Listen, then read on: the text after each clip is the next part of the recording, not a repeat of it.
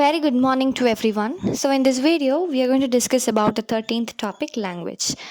So far, in the previous topics, we have discussed language as a code.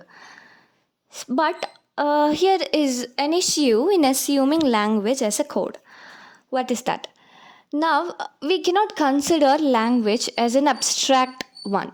What is an abstract one? Abstract is something that we cannot see or touch, but we can only feel it. But language is not such a kind of thing. Language is something that we can see through writing, we can hear it, we can sense it with our sense organs. It is not something that we can only feel. So, language is not an abstract one.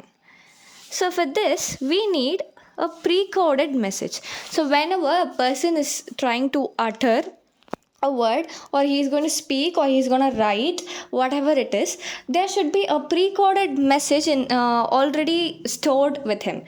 So, the question is, where is the pre coded message coming from? So, yes, the pre coded message is coming from is originating in the brain or the nervous system of the speaker or writer, of the encoder. If we want to use the meta language of linguistics, we can call him the encoder. So it originates in the brain or nervous system of the encoder, the pre-coded message. So now the use of the language, how the use of the language. If you want to discuss deep about this, we many of us would have passed through this situation in our lifetime, where when we'll be communicating very seriously, but suddenly we'll get out of words. We don't know what to say next. We'll be thinking, wow, what word should we utter in that situation? So actually, what is going on in our brain? We are thinking of the words that we should utter in that situation, and our brain starts to give us the words apt for that situation, and we'll start communicating it through our vocal or speaking organs. So that is what happens now. Now everything that we utter, everything we speak or write, definitely depends upon the context of situation. We human beings will not utter a sentence without any reason or need for it. We will utter only if there is a need or a reason behind it. So use of language depends on the context of situation and the circumstances in which we are put in to speak. And many of us would have gone through this situation where, after communicating with a person, we'll be like, oh my god, why didn't I tell this one? And why didn't I tell that? We'll be thinking like that instead of thinking, why did I tell this? We'll never think, why did I utter this sentence? Instead, we'll always be thinking, why did I not tell that? Why did I not tell this? And all. So, everything depends upon the situation. For instance, let's take a sentence. The gonfalon's ticklish entropy cherishes too heavy gossamer concrete. This sentence is a perfectly grammatical sentence. It does not have any error when we analyze it in terms of grammar. But still, we have never come across such a sentence in our lifetime, because we have never come across a situation in our lifetime that gives an actual meaning for the sentence. So there is no situation in our life that gives a meaning to this above sentence. That's why we have never heard it of, and we cannot understand it also. But still, it is grammatically correct. So what does this tells us is, a sentence can be grammatically correct, but it should be meaningful, and that meaning is dependent to the situation of context. Situation of context owes a lot to our utterances. We have already learnt about signs, right? So, what is sign? Sign, for instance, when we see a threatening black cloud, it is a sign for us that it is going to rain. And if we hear a loud noise from the car engine, it's a sign for us that there is something wrong with the car.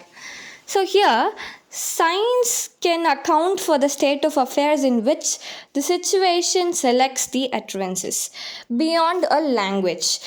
we are not using any language here, but the signs that we saw, the black cloud, makes us to utter a sentence that it is going to rain. So that is what signs do. Though they exist outside the language, they don't have anything to do with language, but still, it directs and control our attention towards the matters which utterances in language is about. So now, how do you guys think that we learn a language? When we were born first, we don't even know what is language, and in English, we say cry when somebody's eyes gets out of tears. But when we were young, a native English speaker has a baby, and that baby doesn't even know what is a tear, what is cry. He knows nothing, but still he tends to learn it. How? This is only because of the situation and the environment that he grows up. We when we were babies, we hear the sounds that comes from other people, from our parents, from our neighbors, and we tend to hear all those things, and slowly as years passes, we will start accepting the correspondence between the speech sounds, and after few years we'll start uttering it. All these sounds that we heard when we were babies get stored in our brain very deeply in our subconscious mind, and whenever there is a need for it after we grew up, without any external stimuli, like when we were babies, they start to get uttered by us, by our vocal organs. Those words that were stored in our subconscious memories will start coming out. Now let's come back to the pre-coded message.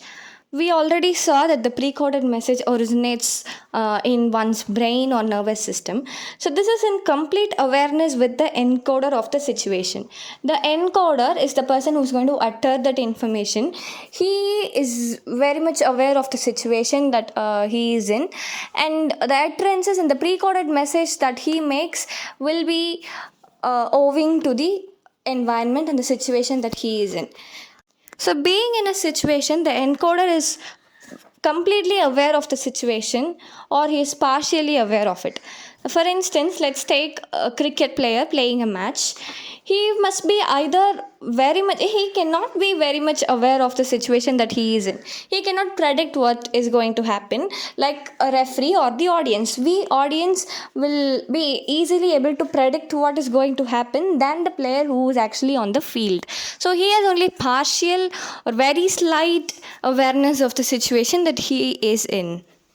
So, in this way, we can assume that language is a code, and the people who are speaking it has some knowledge about it, and they know some rules how to speak it, and that is how language frames itself as a code.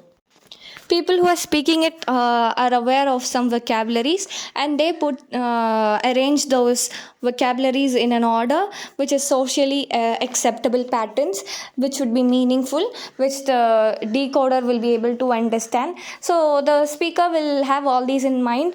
He has a few knowledge about what he is speaking, and he tends to utter it. Therefore, we can consider language as a code. That is all about language. Thank you.